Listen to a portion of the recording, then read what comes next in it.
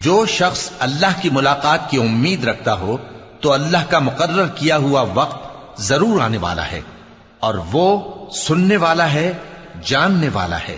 اور جو شخص محنت کرتا ہے تو اپنے ہی فائدے کے لیے محنت کرتا ہے، بے شک اللہ تو سارے جہان سے بے نیاز ہے۔